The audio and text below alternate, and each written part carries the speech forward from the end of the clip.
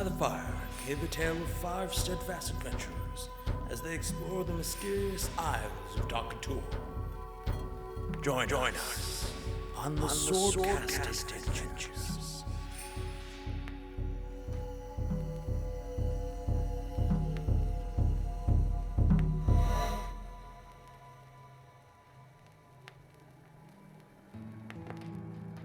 After so long upon their journey already, I asked so much of them.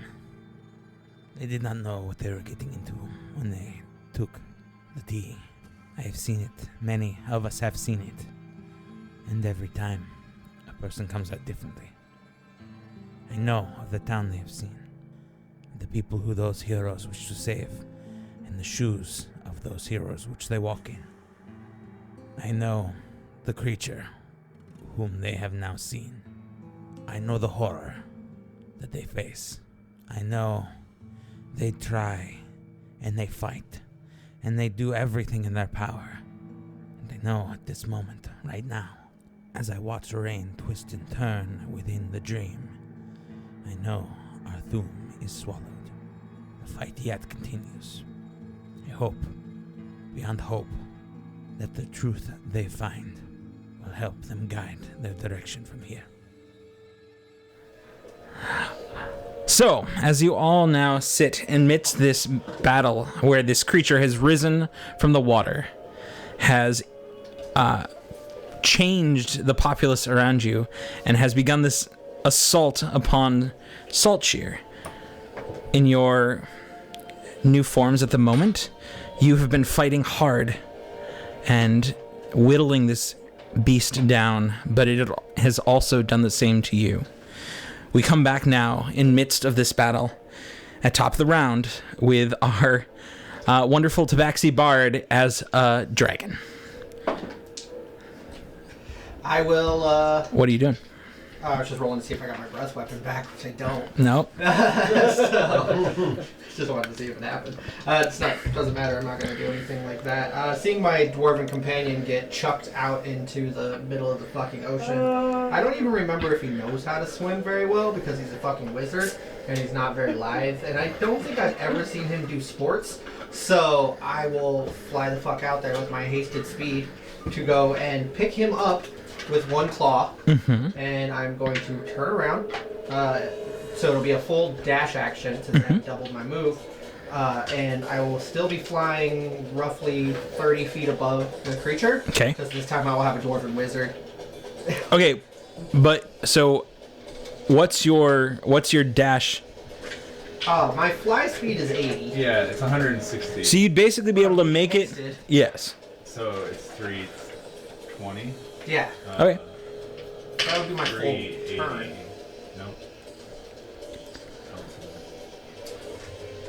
Nope. So that'd be your full turn to grab and come back. Okay. So you have your hasted action. Oh shit. I didn't know if it took my action to pick him up. It's up to you, I would man. say scooping him up and bringing him back would be the course of the action. But I have another action, right? Or is that the hasted action? Oh, no, that's to be an Right. attack action, right? It doesn't have to be an attack. It can be a dash. You know what? I don't want to move in too close because I don't want him to just see you and then just pinata the fuck out of you. So I'm just gonna stay in the air. Okay. So you fly in mere moments. You find this giant dragon fly out to the ocean, scoop almost like a seagull with a fish, his dwarven friend out of the cold waters, lift him up and bring him back, flying high above the monster's head, keeping Yorig out of its claws, Now basically. I'm a dragon with a magic gun.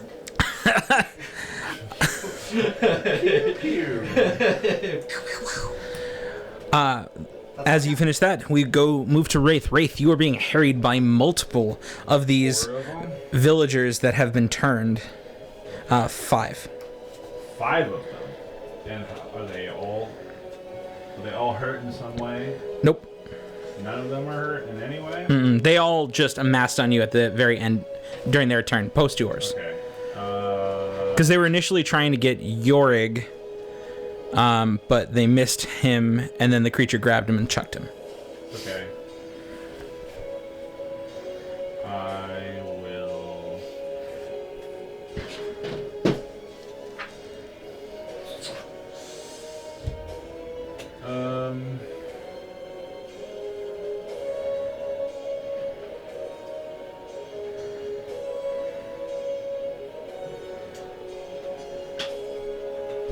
I'll no, I won't disengage. I will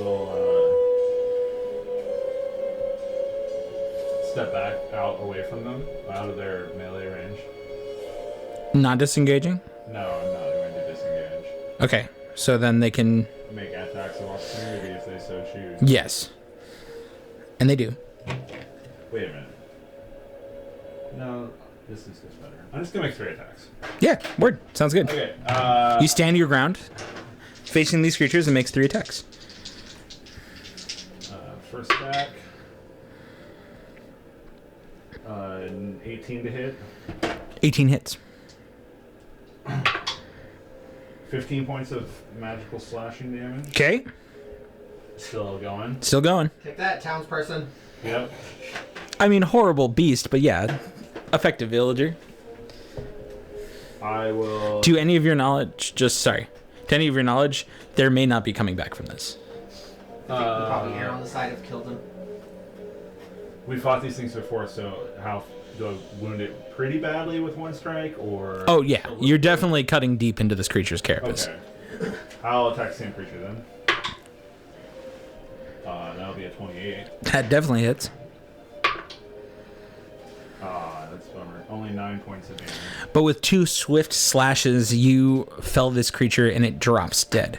Alright, I have a 3rd attack. Yes, you do. I will slash at the next one. And that is a 24. 24 hits. And that time it is 10 points of slashing damage. Okay, creature stands, but once again is near hobbled. Okay. And that's it. End of my turn. Okay. The creature in front of you give this terrifying screech out. And it seems to rear up and just come at you with its claws. Yep. As it makes First of this creature. That's 6 to hit, which doesn't hit. Second is 10. Nope. Just 1 against your sword and just clangs against the second against your shield, and you knock it away, followed closely by the 3 others around it. Okay. That's 9. And 7, once again, you're able to step out of the way as this creature like barrels in to try to stab at you with its claws. Okay. Fucking hell, 6 and 7. No. Different dice. This too, it comes at you from the left side, and you step to the side as you see the other creature wheel back to try again. And finally, the last one, that is a 13 Nope. and a 5. Nope. Just, you basically phalanx yourself, covering yourself with your sword and shield, and are able to block all attacks coming in, or dodge them as they do. Leading the one villager that tried to jump at you, Flare, to try to get up, and you see it use its full turn to try to climb back up the creature at you. It has no more movement, so it can't leap off and attack you, but it seems to be poised to try to do so. Okay. Stands high on the shoulders of the upper body, and kind of like meals around as it does. Its 2 claws like hooked and ready. Its like leg joints like firm and ready to jump. That's the last thing. Bringing it to Flare. You, Flare, are floating high above the creature. You were equal to where Bells were, as your phoenix-winged boots flap and keep you suspended in the air. And how many of the villager creatures are left? At the moment, you can see a total of 1, 2, 3. You can see 5.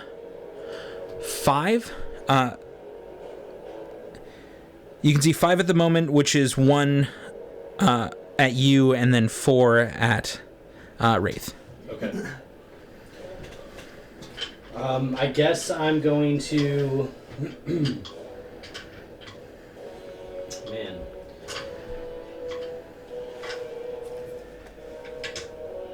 guess I'm gonna try and swoop in and take out this one that climbed back up before it tries to Okay. jump back at me. Is this the one that jumped off and missed and cannonballed down to the Yeah. ground? Yeah. Okay. It's already taken some serious damage. Sweet. That's a 21 to hit. 21 hits. What are you doing, by the way? I'm just coming in with my fists. Got it. Fist up. I'll punch it to death. For 10 damage. 10 damage. Superhero jump landing. Boom. Yeah.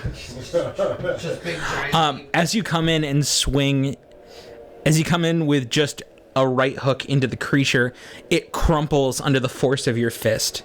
And just your fist sinks in, you pull it out, and the creature's body falls limp and is gone. One punch. God damn it. I'm going to then fly back and kind of take my position next to Bell's Dragon Bells. Okay, Dragon Bells. Dragon What's that? I'm flying. He I is know, too. so am I. Oh, Or that's she right. is That's too, right. I Yeah. Shit. It's getting weird.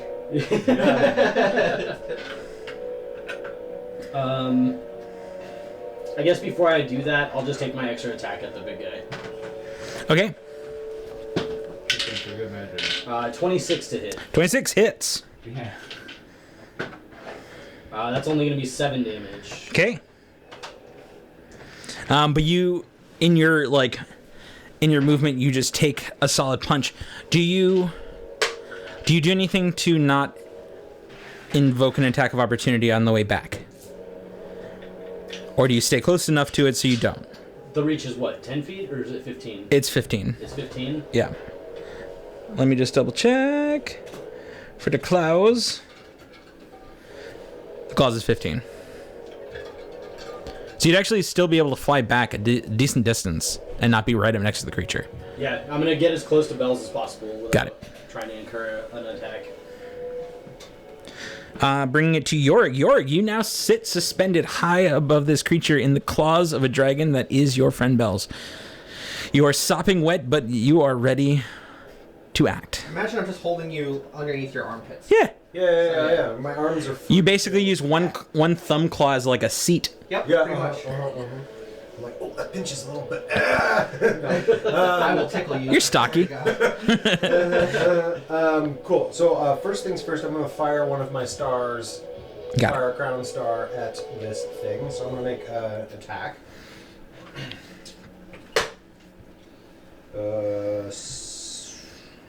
Nope. Yeah, 17. 17 does not hit. Okay. Then I'm going to... As your crown star fires off, you see it just smack out of the way and it ricochets off, hits the ground and explodes. Okay. Then I am going to send a level 5 fireball at it. Got it. Nice. Not that it matters, but I believe I still have protection from you when good going. Oh, so it actually would have had... I mean, like any of them actually hit Yeah, you. none of them hit, But, so I would have disadvantage. Yes. Good to know. I don't recall losing concentration. Can I borrow 5 d6s? Yes, you can. Yes, you may. They're evil colored, so, you know, do what you want with that. Color of fire. Ooh. Alright.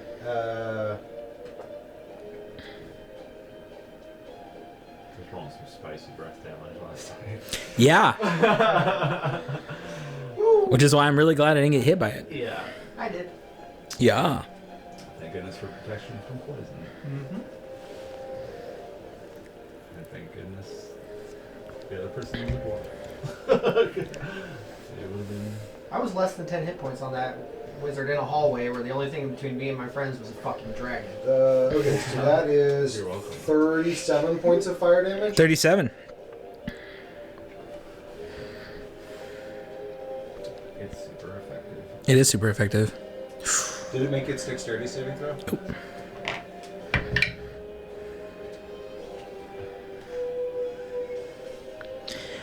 It uses its last legendary resistance. I believe it already used 2.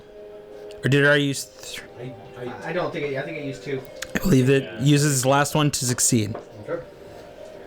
So, it made the save. Yes. Yeah. Okay. So then, do you want to do half and then double, or just take it at the Well, 37? Because it halved for ding, but I'm pretty sure halved because you made the save, but Double because double it does because double it's dash. it's So full damage.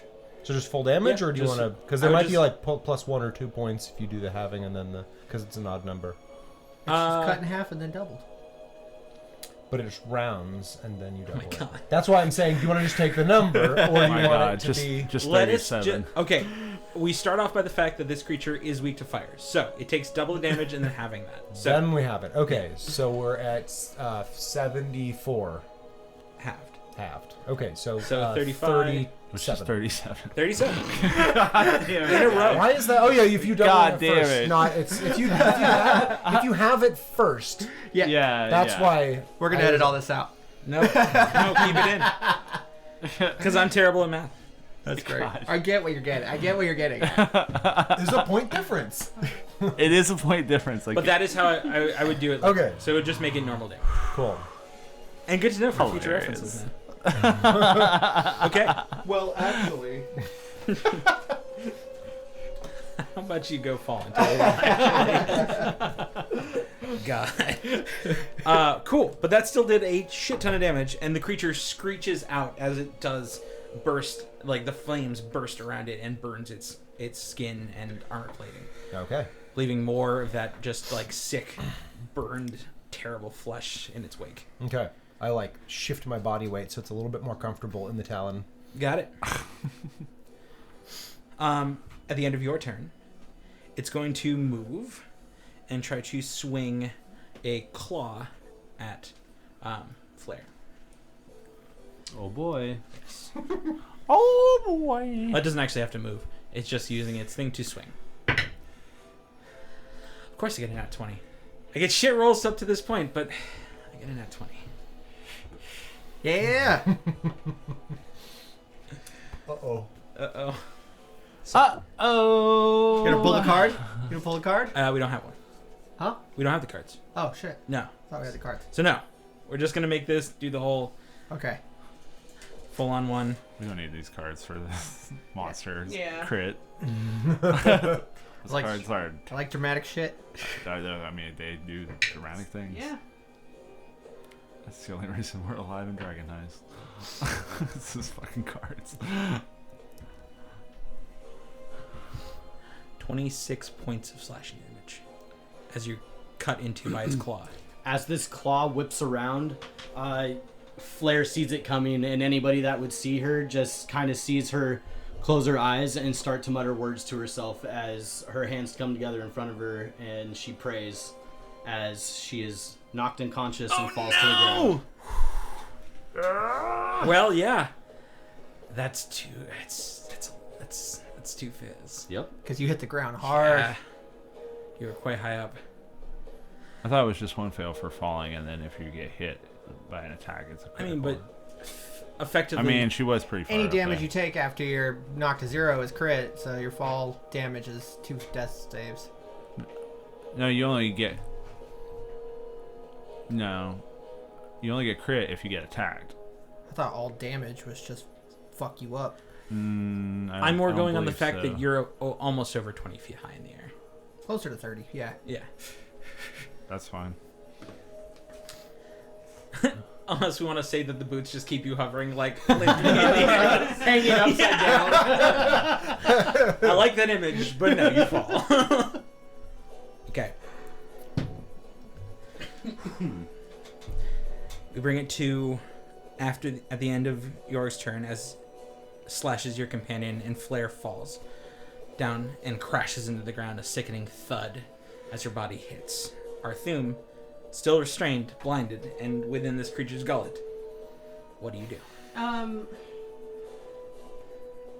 Is there any kind of check I can make to actually try to like climb out of this creature, or am I like how far in am I? Am I like You are well fully within- you're- ingested? yeah. Okay. All right. Well, the Such first as most things that swallow, it is not about a check you make, it is about things you do to it. All right. I mean, first thing I'm going to do right off the bat is I'm going to at least cast. Can I cast Healing Word? Yeah, because it's just verbal. I'm gonna at least cast Healing Word at 4th level to give myself some kind of fighting chance to stay alive. Okay.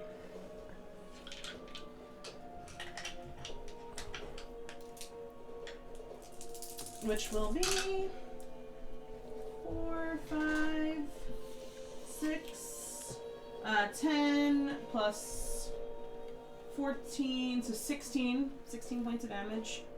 Okay. Not a lot. Takes me back to 30. Good to know. And I can't attack because I'm restrained, right? No. Your attack rolls have disadvantage. Yeah. Okay.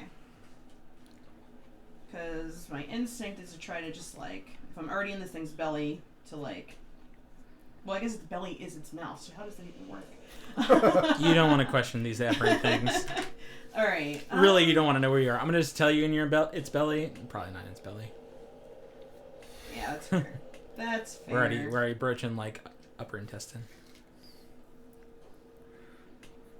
Alright. I'm just gonna try to do some damage then, I guess. And I can't use somatic components because I'm restrained. No, Or you can. You okay. can. Okay. Yeah. There's very little you can't do at the moment. Okay, got it. You just can't move, and your attack rolls have disadvantage.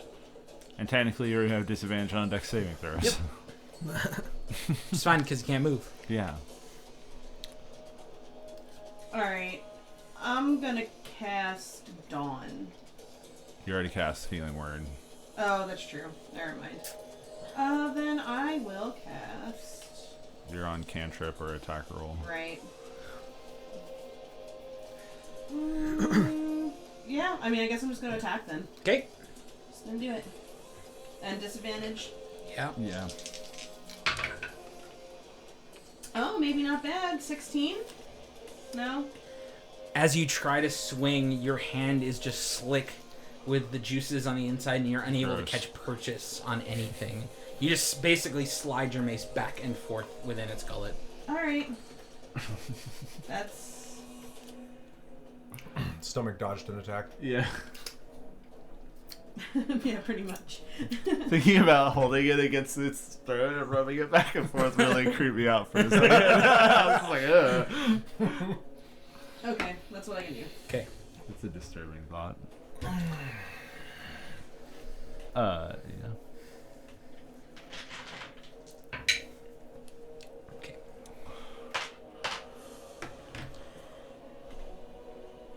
At the end of your turn, it is going to move and take a total of. He's going to run 40 feet away from Dragon and Magic Gun. Basically, just charge forward, crashing through one of the buildings, and just You know the like Decimating it. World War II bombers that have the turret on the underbelly? Yeah. That's basically what's happening. yeah, 100%. Moves into position, seemingly turns to face you all, but backs away enough to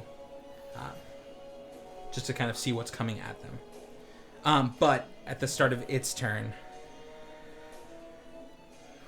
let's see. You feel once again that wave of cold. There are things. Mm-hmm.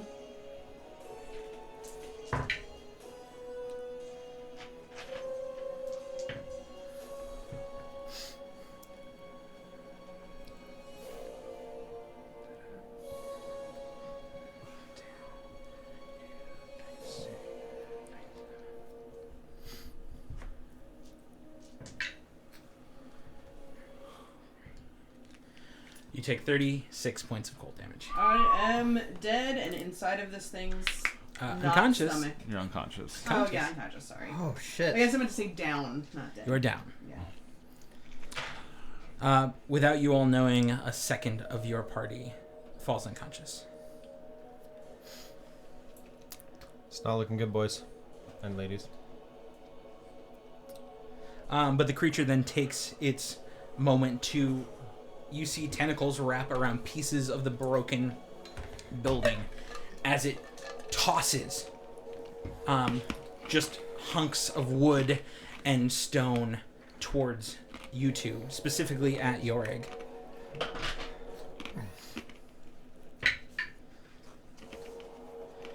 That is a total of... That's a total of 17 to hit you. I would like to cast shield. Okay. I cast shield. That does not hit me. So as you see this giant hunk of rock fly towards you, you cast shield, and around it, it just explodes. Bits of stone and mortar start raining down. And then it does it again.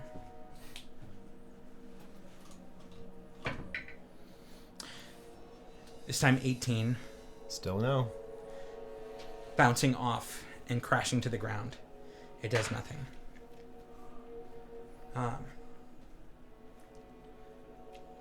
As it does that... Oh, actually, let me see. Still doesn't get its breath weapon back. Yeah.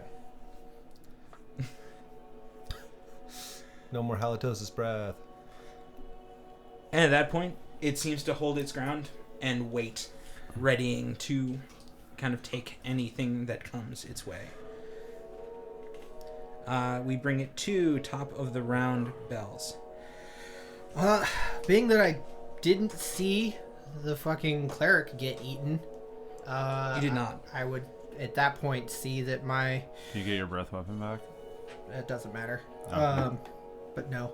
I would think that our friend and companion just ate serious shit. I will go into a fucking dive bomb straight to the ground, pull up at the last second, and just fan my wings. So, like, all the dust and debris is just land with a gigantic thud. Drop polymorph.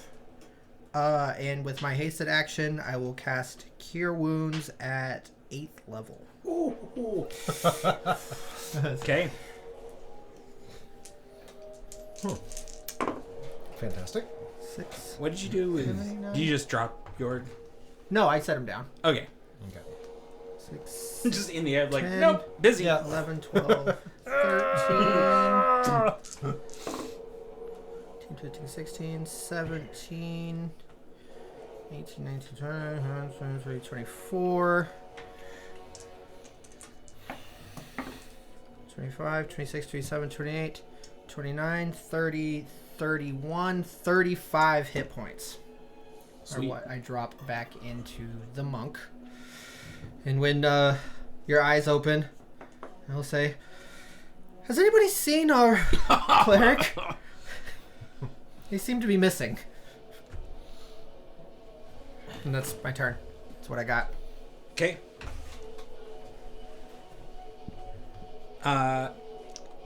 Leading it to Wraith. You are still surrounded by these creatures. There's 4 left. There's I 4 killed left. 1. 5 in total, but 4 around you. Where's the 5th one? High above on the creature's back. Oh, I thought he broke. I thought you killed it. Oh, yeah. Sorry. You did. I will attack the one I wounded last time. Okay. That's a 23. Yes. Ooh, that's good. 14 points of damage. Okay. You just take your blade and just cut it down. Okay, so there's 3 left. 3 left. I will make 2 more attacks. That one is an 18 to hit. Okay. Is that? It does. And the next one is a 16 to hit. 16 does not. 16 connects onto its grown plates and seems to just shear off. Alright.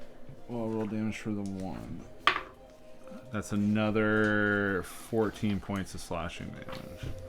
It still stands, but it's looking terrible. I just hold my ground, bring my shield up, and keep concentrating on protection from evil and good. Okay. At the end of your turn, the creature is going to utilize its legendary action, the first of this round, and start to rush, basically move towards the 2 of you on the ground. Oh, 3. 3, yeah, no. Yeah. Sorry. No worries. It can't move completely out of the way, or completely back over to you, but it does get about 20 feet towards you. Fuck. Bringing it to the creatures in front of you, Wraith, who the 3 of them are going to all try their darndest to hit you. Okay.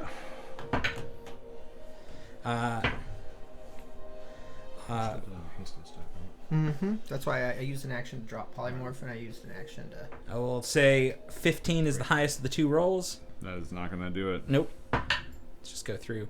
That would be 17. No, you need a 21 to hit me. 21.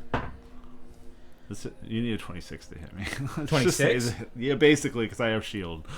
You need a 26 Okay, well, to hit. here's 21, so you cast shield in the response? Yeah, I definitely do. Okay. And that finalizes with a nat 20. A So, nat 20. The okay. first 2 slam against your shield, do nothing. The second one slices down, misses completely, but comes up with a quick claw, and as it does, you see it coming towards you and cast shield as it bounces off. Finally, the third slides against your shield, but then makes it as it stabs forward right into your stomach. Okay. That's fine. Did you see the cleric get eaten, wizard? Sorry, this I've is me got too asking much. you out of game. Out of game? I don't think so because I was flying through the air and in the water. I don't think anybody saw it. I did, but I'm being harried by these things, and I'm kind of far away. You actually probably... I don't even know if you can see me. Okay. Shit's Right. happening. I, Misty stepped and ran back, 30 feet, so...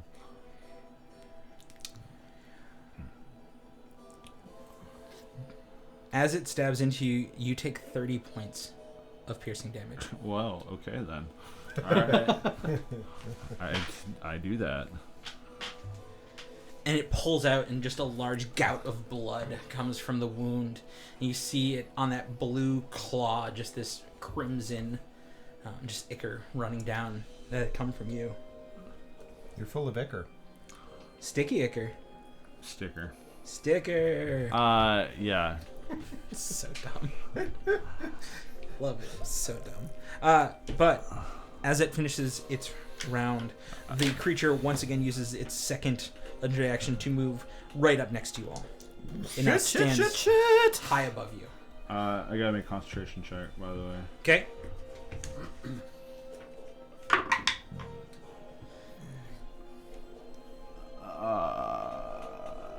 That is a 15. That's exactly half of 30. So I make it. You do. And on the last of the brood spawn, it does make one swift final swing down upon you all as it uses its final legendary action. Oh, shit. Who's it hitting? Or It is targeting? hitting, actually, here. 1 to 2, 3 to 4, 5 to 6. It's hitting bells. Crazy bard. Why not? 17 to hit you. Oh, that's one above my armor class. Hey! As its upper portion just kind of wheels down and twists just inside of you, and a claw juts out and tries to stab at you. Whew, sounds like it hits.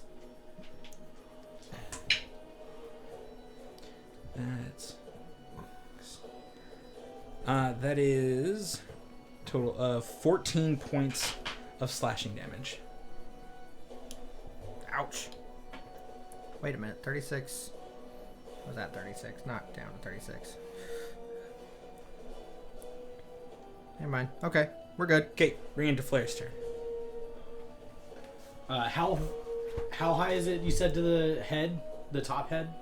To the top head, it totals about, if I'm not mistaken, 25 feet.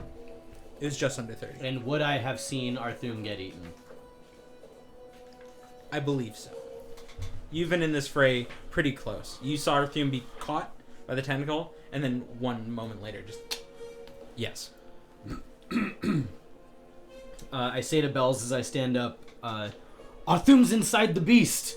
And I'm going to use half my movement to stand up, and then shoot straight back up into the air as I put my 2 thumbs together and spread my hands out as I try to cast Burning Hands right in its face. Okay. It's a deck save.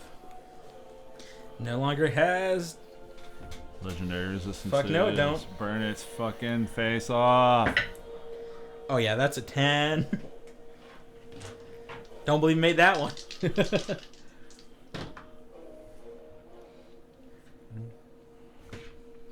So 9 points of fire damage. Okay, doubled.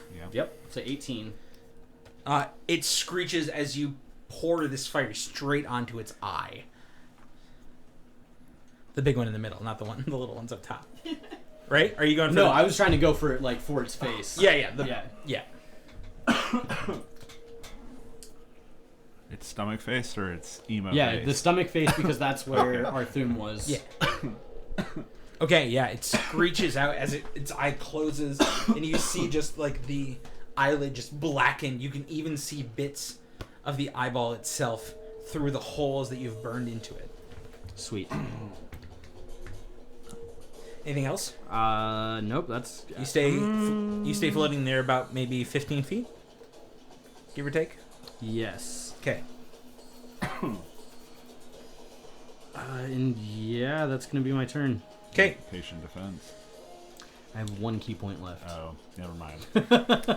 Jorg. I stand corrected. Yeah. Your turn. All right. I will stand up. So how far away is the monster? It's right above you. So like In melee with me? yes. If you got dropped right next to where yeah, you're in melee with it.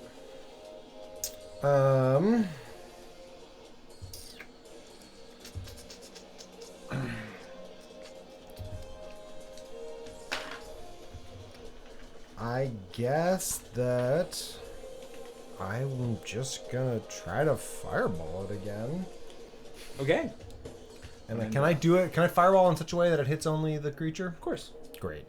I will do You that. got a wide breadth of distance that your fireball can fire from, which means you can fire behind it, which no one's behind it. Fair. Cool.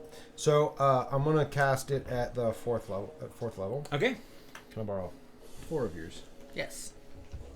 Make sure they're the evilest ones. That denotes fire. Just pew pew fireball. Just a roving RPG. That seems slightly above average. That's what she said, friend. Whoa. Okay. Now's not the time for humor. Bells.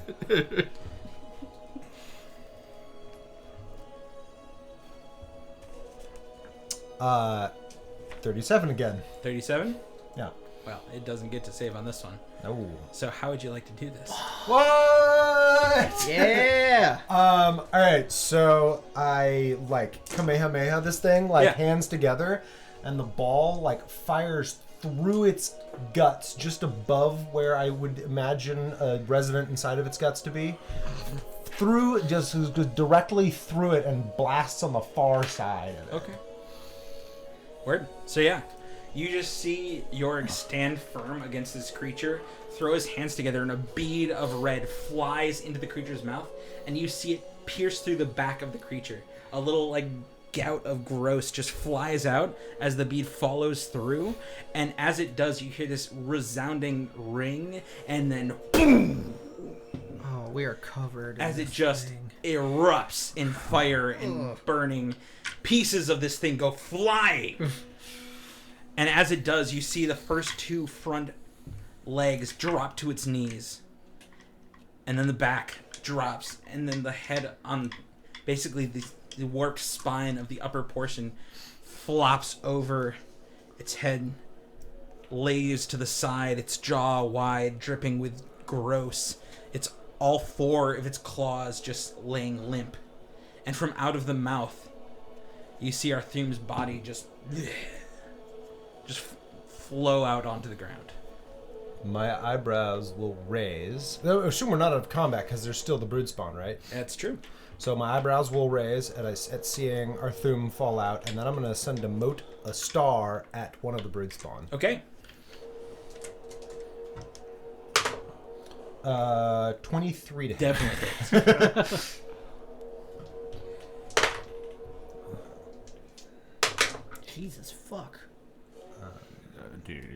fucking destroy this. Seriously. 27 points of Just- radiant. as the star hits, just explodes. The whole creature's body just Wraith radiant. uses the shield to cover his eyes. Oh, it's just like.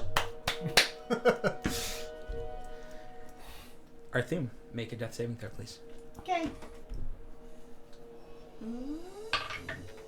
16, made it. Woo, okay. Bells, top of the round. I The will. creature is now dead. Yes. If I see Arthun, which I imagine I do. You do. I will go ahead. How far away is Arthun? Arthum is feet from you, 10 feet maybe. Okay. I will go ahead at this point and just cast Aura of Vitality Okay. on myself. Which you guys see me in all of my grimy, just blood-soaked, goriness start radiating light energy. And you go Super Saiyan? Not quite. Oh, okay. Does your hair turn color? No, I really, you can tell I look like I stink, and now I'm illuminated. So, Yeah. Greatly. This is like turning on a black light. and like I look at myself, and I just start strumming, but the look on my face does not look like I'm happy when I'm casting.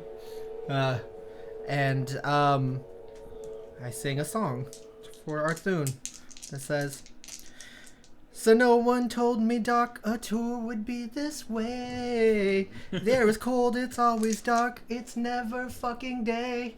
Help!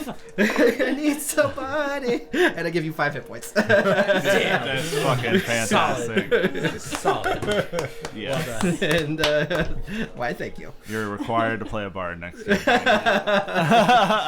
And, Contractually obligated. why, thank you. And Arthur, yes, you now have 5 hit points. Okay. You wake up to a glowing me standing over you.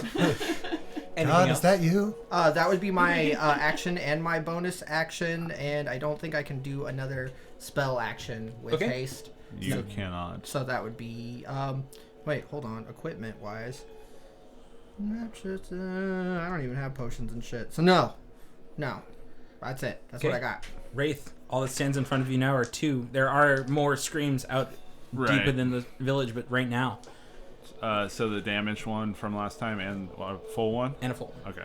Damaged one first. Natural 20. So that's an 8 plus 4. That's 12 plus 8. So 20 points of damage to that one. Hell yeah. That one just falls under your blade. I decapitated it Excellent. with a quick swing of my elven longsword.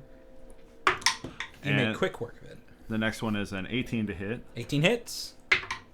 That's going to be 13 points of slashing damage. Okay. And the last attack, that is a 25 Hits. for 11 points of slashing damage. And once again, with 3 quick strokes, 2 fall. And I run over to my compatriot, or I move 30 feet towards my compatriots. And then I'll use a bonus action to second wind as I stop to catch my breath for a moment. Yeah. And I get 20 HP back. Woo! Nice. Yeah.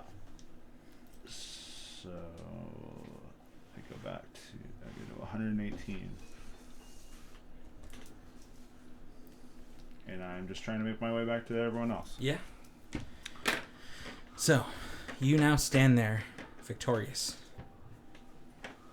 The world around you is filled with screams, but you know that post this, your job is to clear this out and hopefully not let this spread. I would be healing the fuck out of everybody for Yeah. every. That's you know. fine. I don't know. Do you want me to roll it? Or are we out of combat stuff? You're out of combat at the moment, so you can just, I would say, yeah, roll it to see what you do. So there's 4 for me because there's 9 for Arthun. I'm gonna do another 6 for me. That's 10. Another 6 for me, so that's 16. Another 4 for Arthun. You keeping track of this, Arthune? Yeah. Okay. Yeah, plus 13. There's 8 for me. That's what, like 6, 7? 8, so that's 6 for me. And 4 for you. Got it. And then I drop haste. Yep, and then I... Actually, I probably would have dropped haste before that. And how long does haste last? A minute. A minute. Oh, shit. No, yeah. never mind. I would have made Yeah. it like 2 Yeah, rounds yeah, into that yeah. spell. Luckily, it also doesn't take very long to come back out of it. Okay. Yeah, I guess I wouldn't have dropped concentration on my aura. Like but 10, maybe like would've worn 6 off. to 10 seconds. Whatever, for I'm you just to going to give come back. myself 10 hit points and say that I froze after that. Because that seems reasonable, because the Sounds spell good. would have gone away. So you all sit there now, breathing heavily, knowing what you have to do next, but taking a moment to breathe. And you do. Thune, I know that you're already pretty fixed on a deity, but I think that maybe you might want to reconsider me? Damn. Beautiful. No chance, my friend. I mean, you know, we'll workshop it. We'll come back to it. Also, everyone regains 19 hit points for me. Oh, Jesus. Yes. veterans. 19. So you go about your business. You run through the streets. You fell as many of these creatures as you can find. Hopefully ebbing the flow of any more to come out of this. I go see if the inn that we were at before was spared Okay. at some point. You run over there in the midst of this fury and flurry, and you look in to find a room completely rended asunder. Can Blood, pieces. Oh, shit. It even looks as though there may have been a struggle, or possibly some of that that poison had seeped in here and maybe gotten a hold of a few people. You even hear odd sounds coming from the back. Can I see if I can locate my bag of coin that I left here? You can roll an investigation check. Ooh, that's not a bad one. Are we all with him? Dirty 20. Are we all- imagine No, we're I all think there. you're all moving around to kind of Oh, clean the areas, but Bell's broke off. dirty 20. A dirty 20. You actually are able to. It seems to be stuck in a little pool of blood, but you are able to find a coin pouch. All right, I'm taking that, and then I'm just. You I get guess, all that coin back. Yeah, whatever, how much. And I guess probably we're doing our thing where we clear out stuff, so. Well, we cleanse continue. Yeah. Yeah. So you go through. Sadly, one of the things you do find is in the back is a small version of these creatures stabbing into 2 bodies that are now far beyond the idea of what they could have been or who they could have been. Little girl that was talking to you earlier. this. Oh, yeah. I thought it was a little boy. It was a little Or boy. whatever. Yeah. Either way. But you make quick work of him, Yep. and you make sure he is put to rest and no longer in this visage. And you all do. You all find your way around this town. You fellow what you can. You even wrangle and corner a few back towards the water. And once again, a few hours later, you find yourself standing at the edge of the shore, finishing off the last few of the creatures that you had been fighting. These villagers that you once had enjoyed a drink and a night around. You've made sure that they find true rest and no longer part of Limic's brood. Tired, worn, resources lacking. You stand there, a job well done. But then something happens. And out in the water, a dark shape moves. Fuck. It doesn't take long. Uh-oh. I got you, bud. I wanted to heal myself before this all happened. That's fine. You do. Round You do. 2. Fight. Okay, should I like burn a spell? No, Okay. don't worry alright. about it. Okay, cool. Sorry, go DM's monologuing. Sorry. As you all stand there and tiredly ready yourself for whatever this barrage is, one shape turns to 5. As you learn that this was not the only one of its kind. As 5 more of these creatures rise as reinforcements. Many things happen. You stand there as heroes. You know your job. You know what you have to do. You have to try. and you stand your ground. Flare, you stand ready for this new menace. You take no time and rise high above the creatures once again, but they seem wise to your tricks. Now, before even leaving the water, all of their tentacles are held by pieces of boats' bodies, and they start throwing them at you, one after another, and you're able to dodge a lot of them. You're quick, you're dexterous, but you miss that one time. And as a bloated, wet, soggy body crashes into you and throws you to the ground, they take no quarter and rush over you, snuffing out the fire that was inside of you. You have one last eruption, as not only your training but your heritage boils forth, and you leave one scarred and burned. But like a candle, the flame is put out. Bells, upon seeing this force rise out of the water, a grin crosses your jaw. The irony of the previous nonchalantness of your mortality is not lost upon you. Though as a bard you wish that this could have been a tale told over drinks and not your imminent demise staring you straight in the face. But you ready yourself, as you do. And you do your damnedest to keep away from these beasts, dealing as much damage as possible as you go. The problem is they have the ability to run most of you down. You even make your way. You find a building that hasn't been broken yet, and you rush through, and you get to the other side, and you even find another and hide within the wreckage, hoping they won't have noticed you get through. But instead, they barrel over it, hoping that they get you. And you too find yourself left underfoot. These creatures, hearing the squelch, take revelry in their kill. Wraith, you stand firm and you fight hard. You've felled many of these creatures now, the little grunts, but the problem is these are the full beasts, the siege machines that this Limmick has put upon you. It doesn't take long. First, you're grabbed and thrown into the air, caught quickly by claws, and then held firm between three of them as you're picked apart. Your shield falls to the ground, clanging.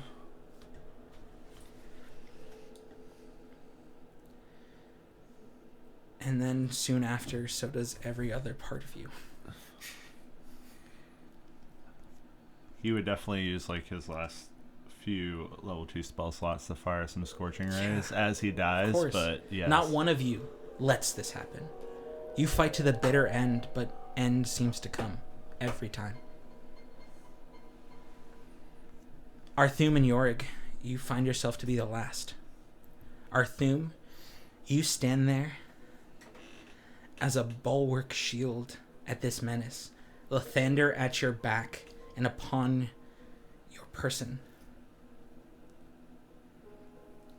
The problem is, the day has not been bright and shiny for this entire portion of your fight against this creature. And though he stands within you and beside you, he also calls you home. As you hope to block your path from the only other remaining member of your party.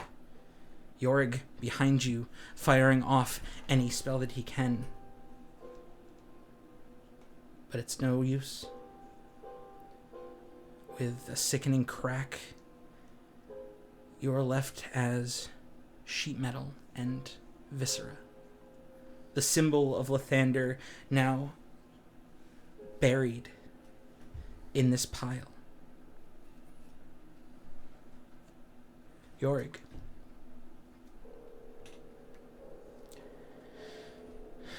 You find yourself left alone amidst these creatures. As you see Arthum fall, you don't know what you could do left, but you try and you hold yourself firm. You cast as many spells as you can before they get upon you, and being the last in these creatures' terrible intelligence, they grab you with their tentacles and hold you up, and you do the only thing you can think of. You start swinging your staff, trying to get out of its grip. You swing it down. You feel like you have nothing left to throw at it, but that's the only thing you can do. You swing left and right, keep connecting in, and hearing these loud, thunderous, like, slams as you crack into it, until finally a piece cracks off of your staff. You don't notice it at first, so you swing once again, and as it connects one last time, your staff shatters in your hand. And at that moment, it explodes. You're thrown back farther than you can imagine, straight into a pile of rubble. You disappear in the refuse. The world around you goes black and cold and silent as more of this rubble piles down upon you. You can't breathe, you can't move. You can't hear anything either, but left in your wake, one of these creatures stands hollowed out from the explosion from your broken staff.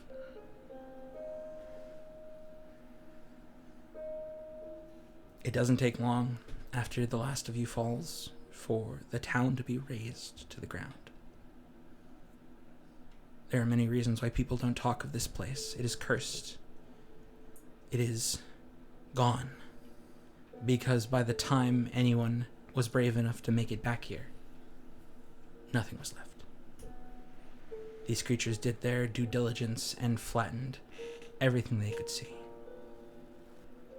And as soon as they found that nothing was left to the best of their ability, they turned and headed back into the sea, back to where they came from, to fight the next fight. Oddly, though, as night fell, and dark is out, you would hear a small, soft shifting of stone and wood. And as it's pushed aside and pulled up, a bloodied and bruised and broken Yorick, still alive, but barely, pulls himself out of the wreckage. In your hand, 2 pieces of your staff remain. And without even thinking about it, you put it into your pack.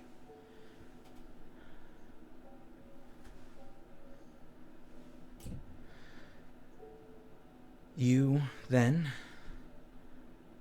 look around. You see the destruction. You say a prayer for every one of your friends you find. But you make your way back to Cairdorum. It takes a long time. It's not pleasant, but you make it there.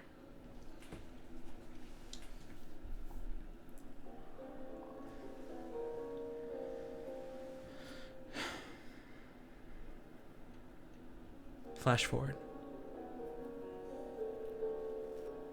A now healed Yorick finds himself in his laboratory, placing the finishing touches upon what seems to be a new staff. But a keen eye can spot 2 pieces of different coloration with dwarven runes, as he seems to have placed bits of his original creation into this new one.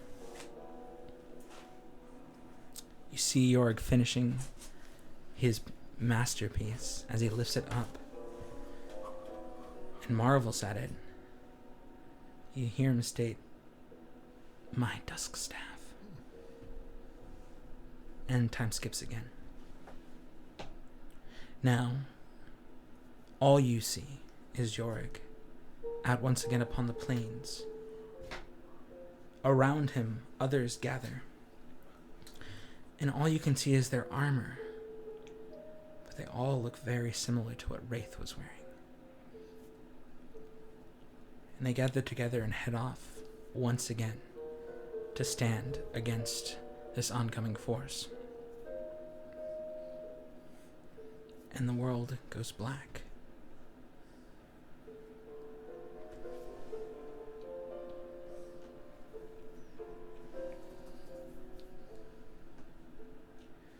A moment later,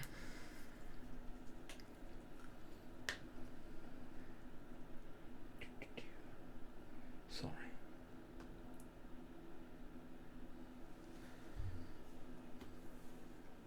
You all open your eyes. It hurts. It's hard to focus, but you feel like you're back in your own bodies. And it takes a moment, you look around, and in the few minutes it takes for your eyes to really focus on what you're seeing, you notice a large, shadowy form set back into this beautifully carved out lair. Set down, and as she does, the waterfall closes and becomes one again. And then as you focus and as you kind of get to seeing what's around you, you notice on the other side of the basin, Timber sits. You all kind of shake your head, your bodies feel stiff, as though you have been through a lot or have stayed still for quite a while. But the light outside of this cave, next to the waterfall, looks similar. Maybe slightly later in the day, but it doesn't seem to have been that long. And Timber stands up, using her staff, and pulls out a set of bowls and dips within the basin. Each one walks to you all and hands it to you. She goes, "Please take it slow. I know what you have gone through, and I would like to talk to you all about it. I have seen it myself, but I know the repercussions of experiencing something such as that. Drink this." How long were we out? No more than an hour. Oh. Which one did you walk inside of? I walked inside of the dwarf. That was I. Please, take your time. We all had our parts to play. And relax. Come back to yourselves. For you are back once again in your own person. Metolius would drink deeply from the bowl. Mm-hmm. So, as you all sit there and kind of recuperate from experiencing a lot of things, including some of you, your death, or the death of the person you were inhabiting, you all reach level 11. Ooh. Sweet. After our long rest, I Right. assume. I just Well, yes. forgot that Okay. we were leveling. And not only did I forget my character sheet at home, I forgot to level up. You told us to do that, right? I don't you think I last did. time? No, I don't think No. Oh, so. you didn't? No. Okay. I thought that We must have been- before, and I did think about mentioning it to you, but I didn't. Yeah. Anyway, I'll level up. So, as you all kind of, it will be effectively at your long rest. You'll get the full effect of it, but you are effectively leveled up. I could get my third attack. Yeah. Yeah, you do. Oh, yeah. I'm gonna shoot Timber. so many arrows. Standing now with you all, as you are kind of finally coming back to in full, kind of looks at you all and goes, I would expect you have many questions. But let us keep that to ourselves for now. Let us go to a place where I trust prying ears or eyes will not hear us. We must go back up to the top. Even here, it is dangerous to speak freely. Yes, I'm curious about this myself. I take no chances, especially discussing what you have all just seen. Not everyone in this village has seen such things, and I do not wish one errant to hear such terrifying visions. All right. Stand up and my knees pop loudly from sitting and being in a trance for so long. Oh. 1 hour? Sitting still for 1 hour? Does Just it? completely still. I guess. If you would too, Mr. Soldier. As much I'm as an that elf. shit's I'm been- elven. It's probably different. You're a soul. It's been broken and stitched back together a bunch. And be like, how do you not just pop and crack all the time? Like 300 years of combat. I don't value scars the way you do. When we try to heal each other, we heal each other well. I mean, that's sounds like a cop out, but all right. You just wouldn't understand. So she begins, once you all kind of stand up and make your way to following her, she begins the long climb all the way up to the top. It doesn't take long. You follow her and you're kind of coming back to your senses as you do. She doesn't say anything as she leads you up there. She just seemingly keeps moving forward towards the upper portions of the city, and as you kind of crest the stairs, you see a much brighter light. The same you saw when you made it here the last time. As streaks of sunlight kind of pour through now that it is midday. Does Spark come to my shoulder? Yes, Spark Okay. does. You did leave him up to the very top of here, and so I left him with Timber. Yeah. So it doesn't take long. You see Spark kind of like play around on Timber's shoulders for about a moment, and then notices you behind him, and just kind of like unfurls wings, flaps over, and kind of curls up around your neck. Kind of chitters at you. You all stood still. Why? As you hear that little... that Sylvan voice. Yep. We had to see something that happened Good. a long time ago. I'm sorry. It was not good. Oh. I'm sorry. It's all right. We just need some time to process. I don't know what that means. He kind of bobs and just like nods. Come to grips with our feelings about it. Mm-hmm. He kind of like grips into your shoulder a little bit like this. Yes, like that. I get that. And you make it all the way up. It's a cat now. Yeah. You make it to the top, and Timber leads you ahead into a deeper chamber, one past what you had previously found her in.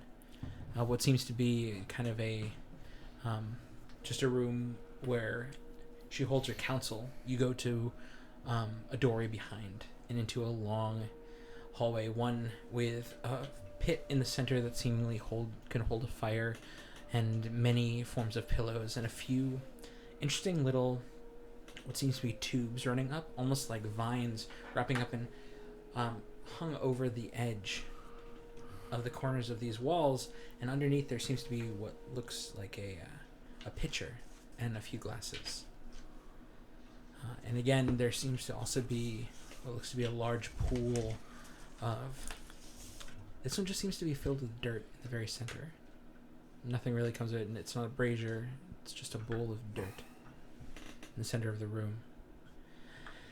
She goes, "Please, make yourselves at home. There are, if you need any more to drink, there's water upon the vine. Just pull down upon it, and it will release. Be careful, it comes out very fast." Grimtuck will just go pull the vine and just soak his entire head. The water cascades down, right? Oh yeah. Yeah, he just dumps it right on his head. Just kind of shake off. It's like a hose. Yeah, just kind of shake off the whole thing. You see Timber kind of like hand. Okay, that's a thing. Kind of offers it to anybody. Metolius fills his water skin and drinks deeply. Same. She goes and sits over to seemingly what is a very large and lush-looking chair. It's not really a throne, but it seems like she is crafted out of just wrapping vines and branches into this beautiful, just very plush-looking chair. Moss covers the arms and the actual seat to make it soft. She sits down and she moves her hand, and a small ring of branches ekes out and kind of connects. She puts her staff into it. She goes, please, make yourself at home. I believe you'd probably like answers, or at least to discuss what you saw. Most people who see those things do not come out of it unshaken. As I said, I myself had walked in the footsteps of the dwarf. And you said that was you. Indeed, Correct. yes. I saw through the eyes of the dwarf. He's a very interesting character, and it is good to know that someone survived in that first try. What you all saw, happened 250 years ago. Now, what was left, the raised city, the fishing village, is just flattened earth, cursed. Nothing grows. Saltsheer is gone. Where was Saltsheer? It is and she kind of stands up again, and you see that she doesn't seem to need the staff to walk. She just seems to use it as her main mode, but she walks over to the dish of dirt and seemingly moves her hand over, and these sprouts kind of grow out, and you see the main shape of Dakator, the main island, kind of grow in the soil out of green.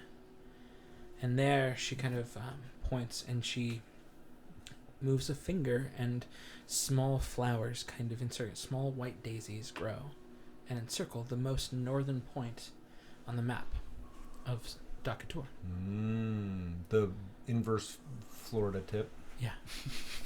Yes, up there. The tip of Dakator. Mm-hmm. She goes, this is where Saltsheer was located. This is where its remnants still are, but any amount of time anyone has traveled up there, nothing grows. Nothing lives. Birds don't even fly over it. It is quiet. So we witnessed the hero's demise, well, save one. You witnessed the first, well, not the first attempt, but of that awakening. The first attempt against Limerick. They were grossly and sadly underprepared. I mean, they were fucking powerful. I don't see how they could have been more prepared. The one that I walked in his feet, I didn't just experience his life and death. I remember things, imprints, that weren't part of or even discussed. I pulled some parts back with me. And Whose eyes did you see through? oh, the tabaxi. Oh, you were Bells. Huh. Yeah, it turns out people who cast magic with music are fucking powerful. Fuck, man. Like, I always didn't really like bards, but Yeah, they fucking. But wow. New respect for that guy. Although, not a hero's death. He's crushed by a fucking building hiding. No, not a hero's death. I mean, I don't. Does it still count as a hero? He fighting and he fought well. He just got separated from the rest. I would say that all of them who fell as heroes because they stood up against this. Hiding and trying to get out of the way of an oncoming force does not make you any less a hero. He still fought and still took out as much of that horde as he could. When you were, he's talking. When you were walking in the shoes of the dwarf, when you were walking in those steps, did you bring anything back with you as well? I believe I brought all of the knowledge that your elf friend has as well. That's a common thing. Everybody does that. You learn much about the people you inhabit. This is not a common practice. But if you were to just drink of the water, you may see what would come back with no knowledge. Thankfully, we have learned that utilizing the combination of the magical liquid and the fungus that you had brought with you. Together, those two allow the spirit to inhabit, not control, but to become that person in the past. They are allowed then to bring back knowledge that one who just envisions would not have. Who are you guys? I was the douchebag. Like, Which the cleric-y one. Which one? I thought I was the douchebag. I'm sorry, what is a douchebag? It's a bag. Oh, you were the guy that got eaten?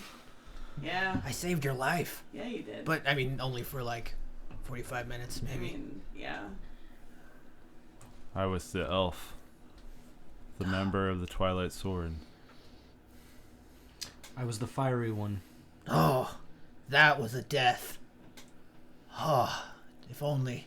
It was strange, though. She was so calm the entire time. More calm in the face of death than I think I've ever been. Yeah, it was. Fought like a fucking. Just.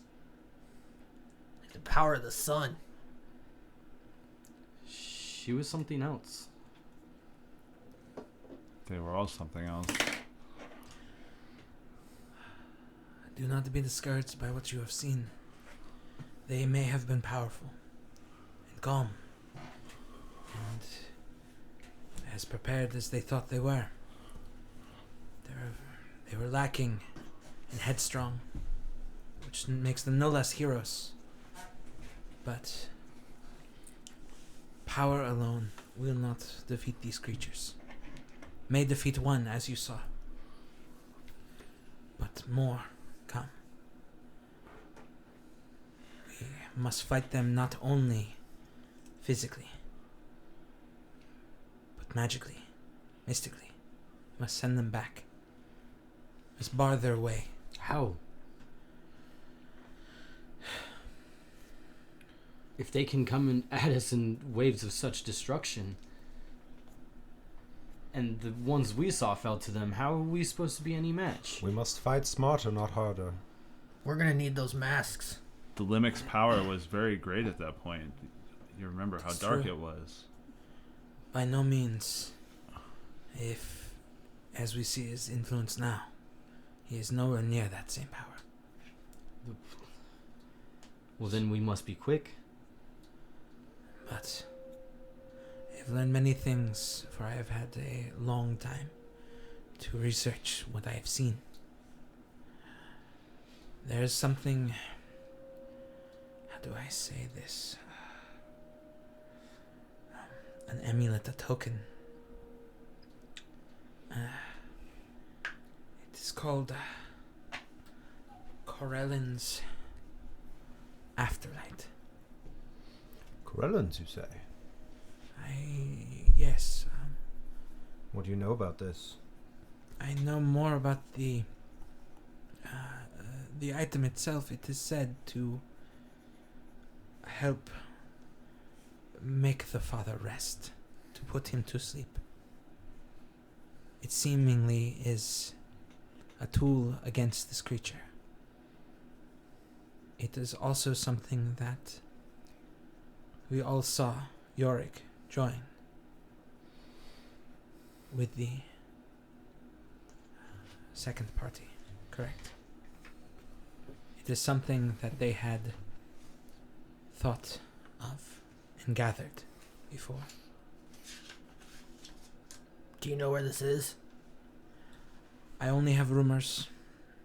I know not its true location, but from what I have heard, it has been stored within the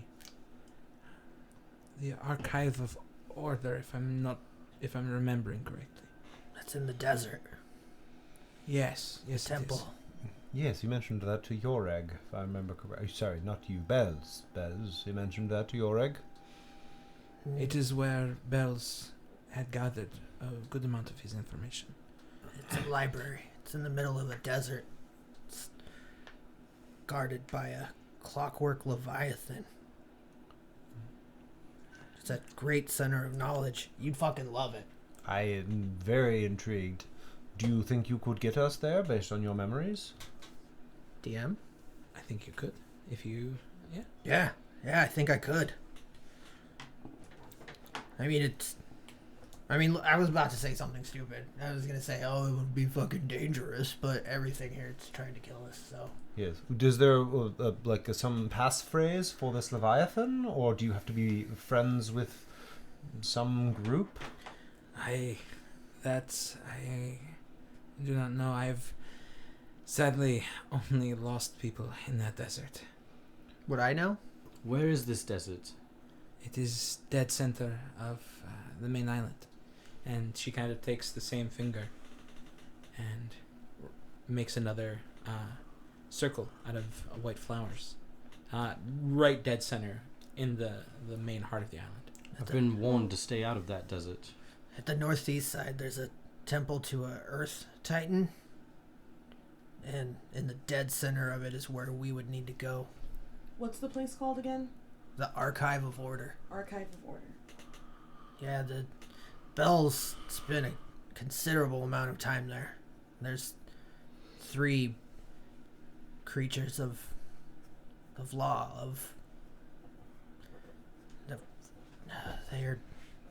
they seemed, I only have glimpses of them, but I get the impression that they're very good, very uptight, and definitely would be aligned against our enemy.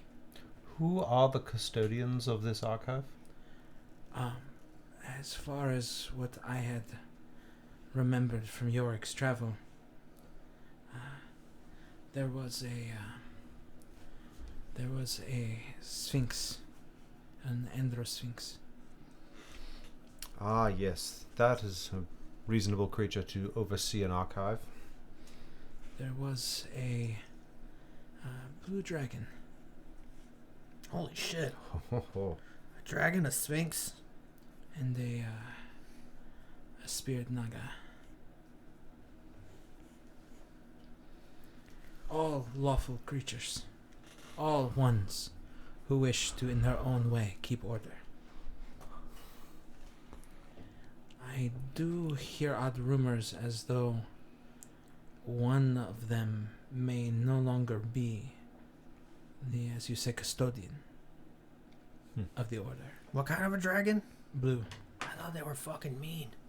Evil, but lawful. Okay. These creatures are set there. It is their place in this universe to hold order. It is what keeps the balance, or what had kept the balance. If I'm not mistaken, though, it is still there. There are many other things, though. If Elduin, if you remember correctly, you also know of a very powerful item, too. You saw it? Did you not? Are you referring to the reforging of the staff? The Dusk Staff, yes. Yes, that one.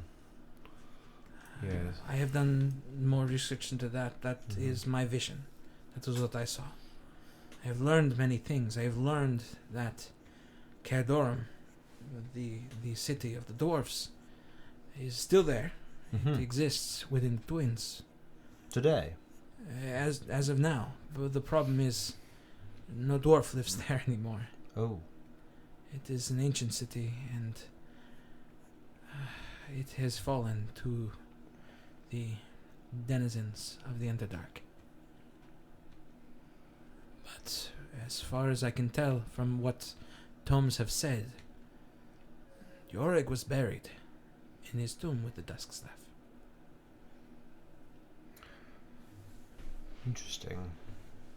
Such a powerful relic could only do good in the fight against this Limerick. After all, being buried in your tomb does seem to indicate some manner of success against your foe. The second party to try successfully put Limerick back to sleep. It has now been it has been a total of near 250 years since what you have saw. And he seemingly has only awoken recently. But, as far as I know, all signs point to his rising. The coldness, the creatures.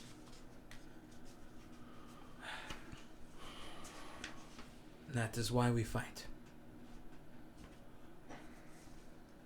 We fight now because we know that if left to their devices, we believe the Etherwines would bring the father back. The one I inhabited had lived 5 centuries already. When he was a child, his people fought against Limerick. I remember hearing my friend talk of that. I had not known much of what you had seen, Metolius. The elves, they fought Limerick and sealed him away. The price was so great that they abandoned this land and went back to Evermeet 750 years ago. Interesting. I did not know about this. The faction was down to barely anything. There are Tel'Kasir that come and go and never meet. My parents did speak of the colder years. There were years in which the winters were, well, the weather would come off the water and it was colder for a time, and then it warmed back to its normal cold self, but the winters were not so dire. I wonder if these correlate. Certainly possible. There was an entire bastion where this order had its operations. If I'm not mistaken, and she kind of points to the lower right-hand side, the southeast portion of the main island. It was here, right? Yes. Right? And she points to the little island that's off the very tip of the southern part. It was here, if I'm not mistaken. Yeah, the Twilight Bastion. It was where the last Twilight Commander, Roland Amakir, that's where they operated from. That might be. We have not been able to go very far into that land that is Cassandra's territory. We have yet to be able to actually dig deep. We sent a small faction in under the course of night. The only one to come back was a broken man. All he said was wings, teeth. He screamed at night.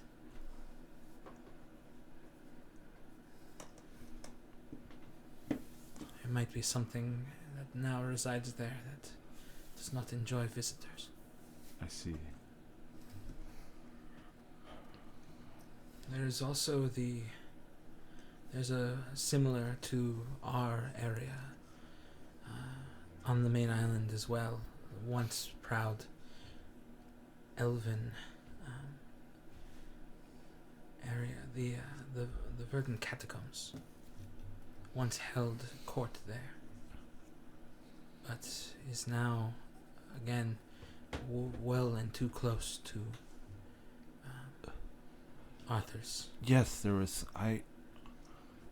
That Wraith fellow had some knowledge of this place. Interesting. Some sort of elven bow. Yes. What was that again? Called the Oath of the Eladrin, Ah, yes. I think. You must tell me more about this, Does, as I write very fast. she With a kind of half chub. Yeah. Writing hard, blood swelling. she goes here, and she points.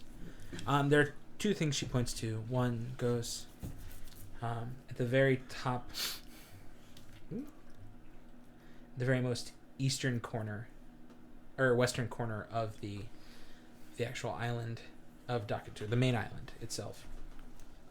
She goes here. Here is where Albert resides. This is Esterden. This is his citadel. Where Albert? Arthur. Arthur. Sorry. Brain. Mm-hmm. Where Padre resides. Mm-hmm. She says it in Spanish.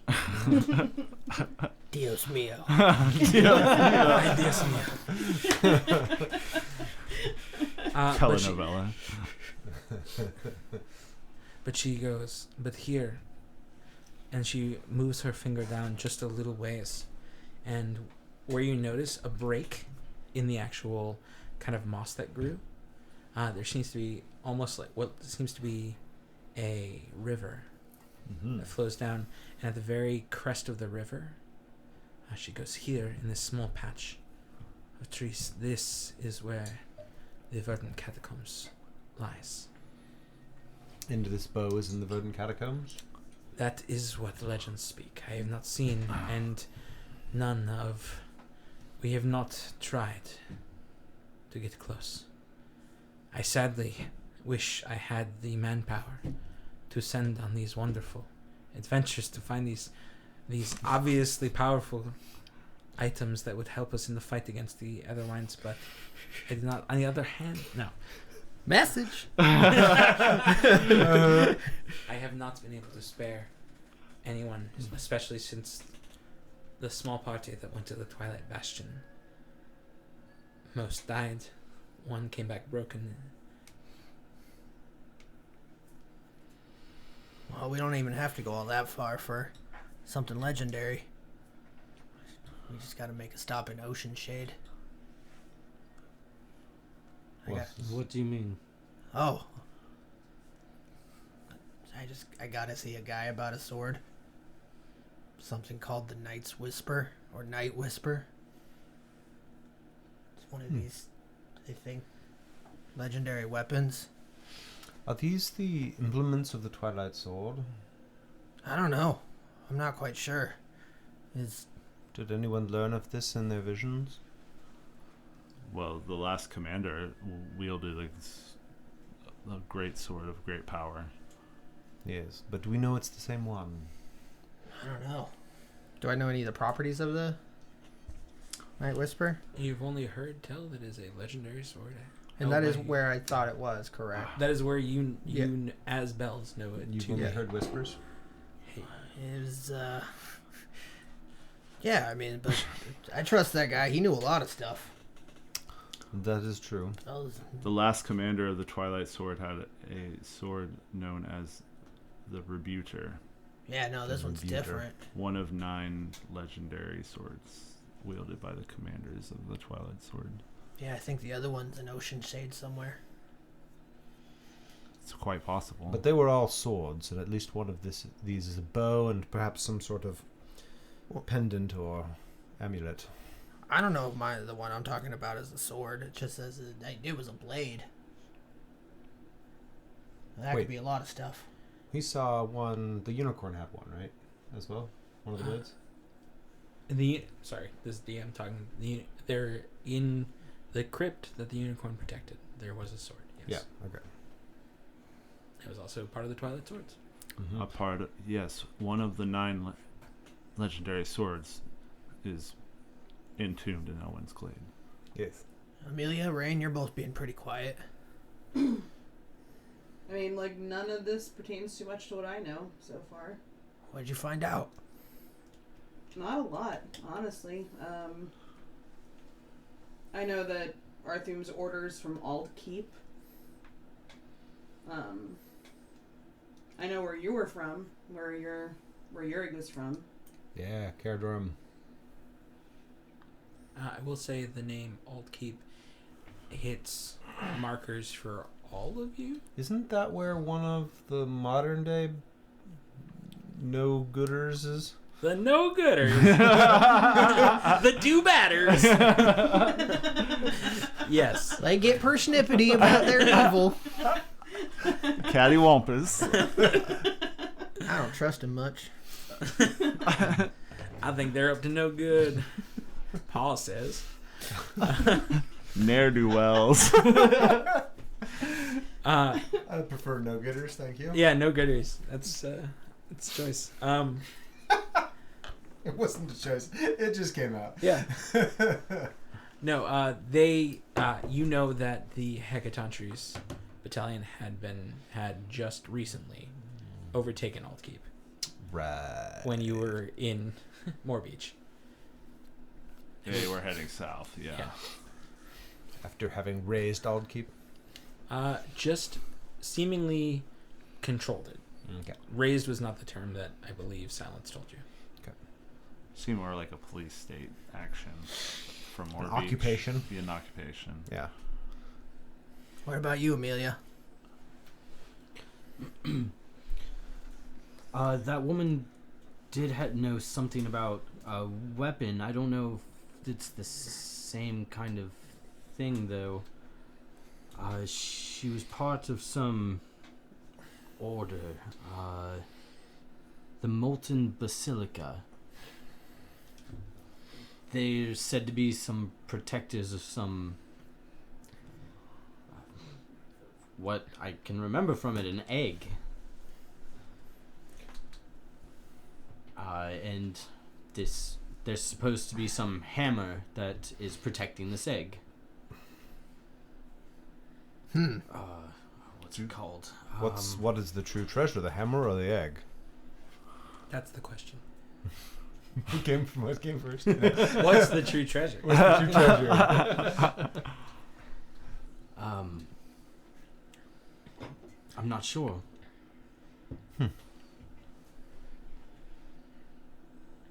Huh. Well, Timber, do you have any idea how long we can expect before Limerick rises? I pray years, but I worry that with how this is going, it's weeks, months, if we're lucky. And If will we need to concern ourselves with the spawn, this brood of Limerick before Limerick rises, or is that only something that Limerick is capable of doing after Limerick rises? if we start to see the sun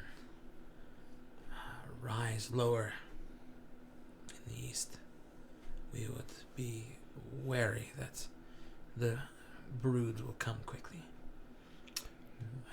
As you saw, it does not take much to infect a population.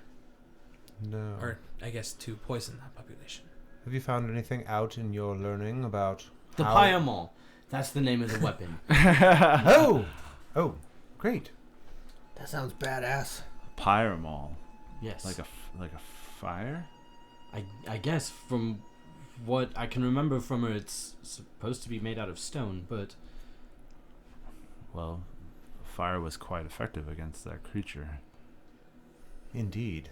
Yeah, maybe they were unprepared because they didn't have any of this shit. It was almost like they planned to go get it, and then they just fucking got taken out. Perhaps they ran out of time. Yeah. I mean, these are also relics of a time even before them. These could be almost looked upon by them as religious symbols. Most people do not bring, except for, of course, a cleric, bring religious symbols into battle. Not of that standard. I am not sure. I just know none of them had any of them.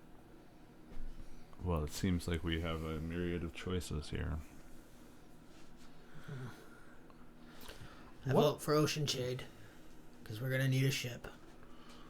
What is our means of travel? And how fast can we travel? Well, we have Silence. If you did not know, she is part of our group.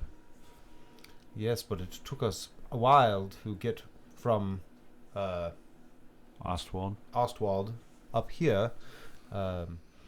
Is there a mage in the house? No, it's only like 3 days. Yeah. It's only 3 days. It was about the same amount of time. It was about double the amount of time it took you to get across the ocean on the ship, Okay, so give or take. and Elduin is sort of like looks up and to the left as he does a little bit of math. But if we were to go to each of these locations, that would take us certainly longer than a week. And you said a week was on the low end. I would. She kind of looks and goes, no. It would be much colder if he would wake in a week. Okay. Again, we still fight against the Etterwines, and if they're the main factors of what brings the creature back now, as long as we keep fighting against them and stopping them as many times as we can, it should extend the time before Limerick rises. And what do the Etowans want with Limerick? Power, destruction. Are we sure that they are not in search of Father's eyes to seal Father away on a more permanent basis? I mean, they seem like I shit appreciate. deals. I agree. They seem like shit people, but I appreciate the thought that But are they super villains? everyone has this possibility of good, but all I have seen is subjugation. I mean, would you have Limic's power in their hands? no. I think it's I good. usually stay out of regional politics, to say it one way. Not here, you don't, apparently. But it seems as no, I seem to have stuck my foot in it. This is not politics. Limerick certainly is not. You will get no disagreement from me here on that. This is a small faction wishing to subjugate the entire island. Then in turn the world if they have that power. I fear they do not understand that if Limerick rises, all he will do is kill the world. He'll freeze it. He'll leave it lifeless and then follow on to the next. Yes, we should very much stop Limerick. I just don't know what the eyes of Limerick have to do with Limerick. Are these relic artifacts? Brain, hello. I like Relifax. Relifax. That's going to be the new term for it. Are these relics? My Are new these tax service. artifacts? With an X, yeah. And what power do they have against Limerick? Perhaps if we were to reobtain the one that we gave to Cassandra, that could help us. We don't know. I mean, you have looked into them. You have learned about them, correct? I remember you had some information. I learned that. Yes, I mean, are you familiar with the spell Identify? Yes. I am. Yeah, that is all. I learned what Identify can tell me. Well, if I would say items as powerful as they are, if in the wrong hands, are used in such a way, I think they would expedite his rising. It seems as though the coin flipped, if that is the term. If Corellian's afterlight is one to put him down to sleep, then these may have been created to help him rise. Limik does not wake upon his own. He is awoken. I believe that is what we should take from that. There has to be someone to incite the ritual, to bring this creature back. At the moment, it seems as though the Etherwines are the main factor in that. Cassandra did want this emerald, and it is imbued with elemental power. Interestingly, it is not imbued with an elemental power related to chill or cold. So perhaps it could be a defense against, a balancing force, if you will. It's possible. But then... She sought the red one, which was fire, if I'm not mistaken. Yes. You all... Your friend told me you all worked for Cassandra for a short wait. Yeah, You did not, did you, Amelia? No. I did not. Yeah, we didn't. No. We No. got here through various word of opportunity, I guess. We were visited by Elwyn in a stroke of... No, I meant before that, how we got to the islands. Oh. I would say, and nor would you have. You are absolutely not the first group of people I wanted to talk about that. who should. I want to talk about my feelings. No, about the groups of people coming here. Okay. The, Bell's had a saying, like, stuck in my head. That was, how'd it go? I'm gonna butcher this. It said, never pick a fight with a guy who buys ink by the barrel. And I've been thinking about that. Because I saw a missive, something promising treasure and glory and all this other shit. Mm. And it brought me to the islands and sent us in the service of Cassandra.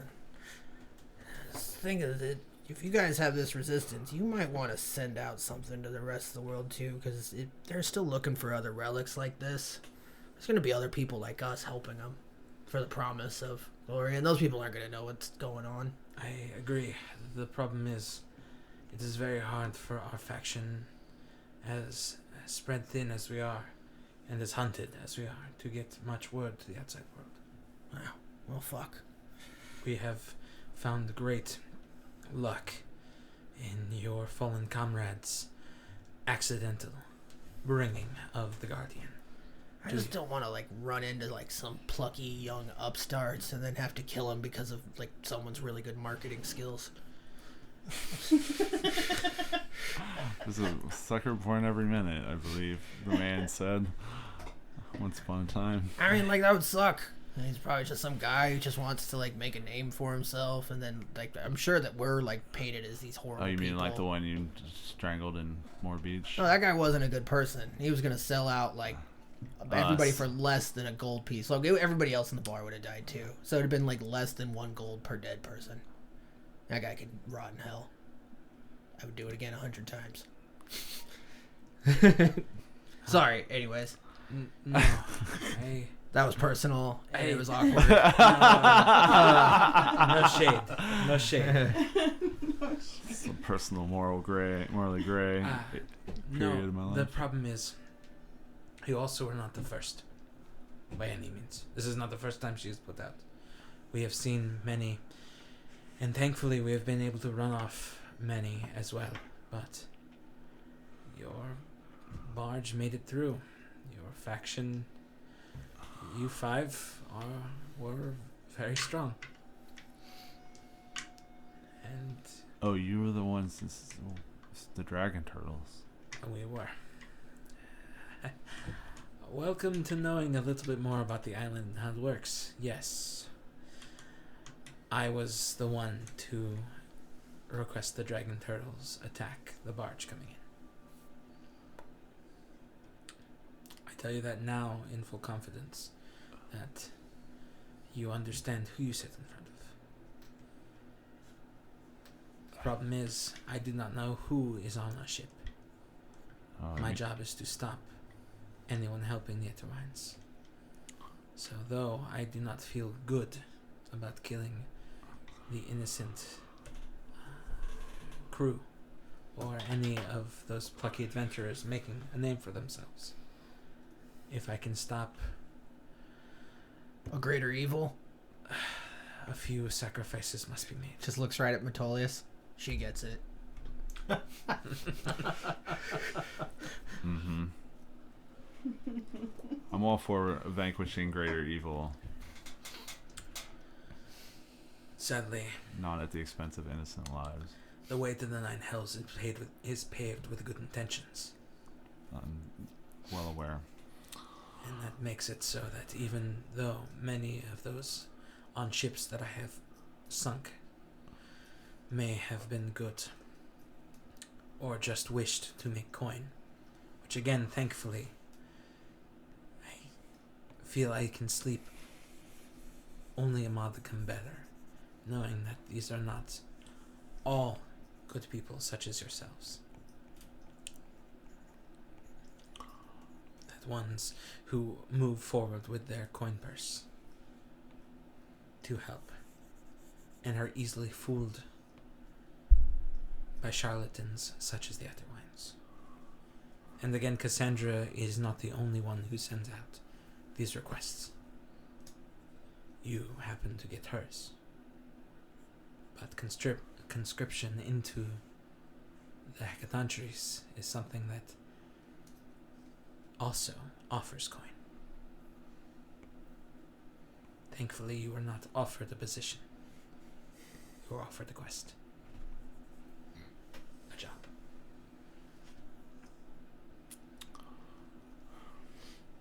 So what do we do? Metolius looks around to his fellow party members. We have many options laid out before us. I think we gather our weapons of legend that the others didn't have. I mean, we're not as strong as they were. If we go like this, we're fucking dead. Like, we're strong, but we're not that strong. I agree.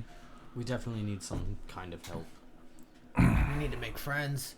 We need to amass an army, or at least just any group of allies that we could find, and we need those fucking weapons. We need to raise the spirit of the people, and these weapons would certainly help us. I mean, they stood out in the minds of those who were much stronger than us.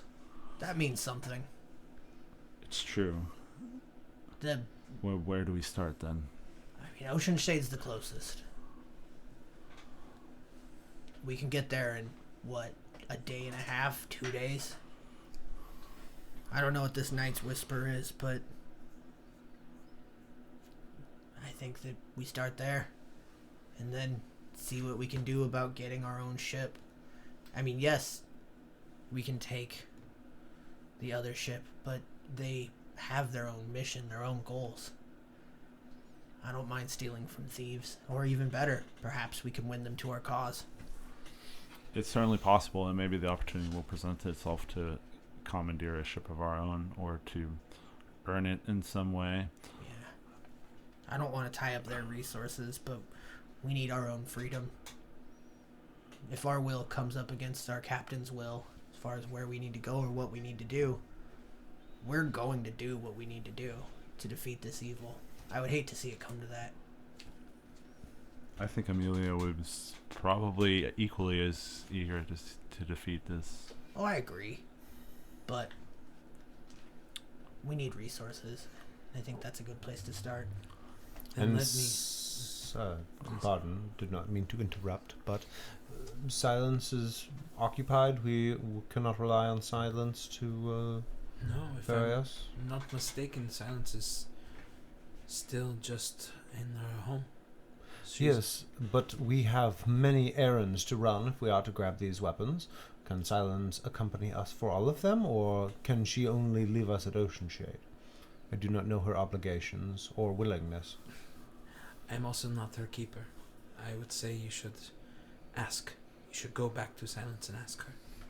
I know she moves with the wind, but I also know that if it is her will to follow, to go with, I believe she happily would. You have all made it across here now because she believes in you. She would not have let you through the veil if she did not. I think you already have a leg up. Sorry, go ahead. But also, may I say, you have started this gathering of resources already. And she kind of stands up now. She pulls her staff out of the sheath that it was kept upon. She walks forward, and you see her raise it up, and the staff itself kind of glows green, and she slams it down. And then you feel the ground under you shift. And then in between all of those wrought vines that kind of interconnect, a good portion of them kind of pulls away. Enough where your footing does not leave, but you now can see through this. And she points down and you see those just plate fungus where all of this city and all of these people reside, buildings everywhere, movement. She goes, you now know of us and we accept you here. Your start of your resource gathering is us. So, though you may have places to be, you already have a large portion of resources that you did not have before.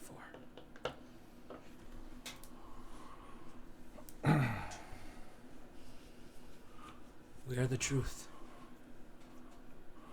And the wind always flows down from the mountains. And so do we. She kind of looks at you all and goes, so please, you will have lodging and food. There are places to purchase anything you need. You even have a few friends here already, if I'm not mistaken. A very short gnome and a very tall Goliath has stated you were coming the way. How the fuck does he do that? Do what? Nothing. He's just... His car can't float, can it? He's everywhere. Yeah, it's fucking... Why, if she kind of points down, and in the very off distance, you see this oddly shaped and very out of place rectangular box. He's a magic man. Actually, if I'm not mistaken, he's set up right there into the shopping district. He does that a lot. But if it is your business to go to Ocean Shade, that is your plan, then take a day, take two, rest. Make a plan and really hone it in. I will see if I can contact Silence to see if she is ready and can take you where you need go. I may not be able to contact her now, but a day's worth of time and I can get a message to her. Is Ocean Shade our only lead on this island, or is there anything else there? On right, Anto? Oh. I'm not sure. I mean, all I know is that there's Night Whisper, which is that legendary blade, and it's owned by Pirate King. Wait, you said I like how you just a little casually casual.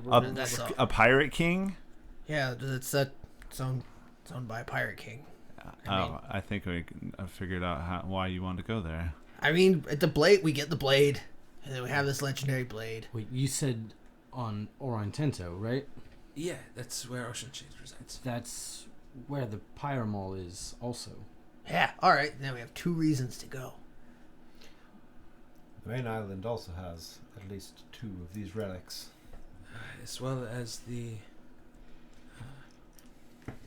library, the Archive of Order. Yes. Yeah, I mean, I would very much like to go there. Yeah, I mean, I think that's a good idea. I'm concerned about that desert. Same. There's a clockwork leviathan. I am. Do you know any of the details of this I thing? I have no fucking idea how Bellis got past that thing, but I'm pretty sure he didn't kill it. Let me discuss with my sages. There are a few of them that have lived much longer than I. Let me see what they can tell. I will get back to you on that before you leave. I've been told multiple times to stay out of that desert. Who told you? Just people as I traveled south to meet you all. They said stay on the coast, don't go into the desert. And shortly after I met you all, I had a vision of a desert and saw an entire building disappear into the sands.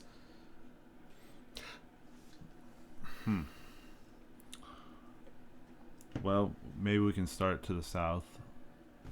And then make our way east. I'm sure we'll need to return to resupply.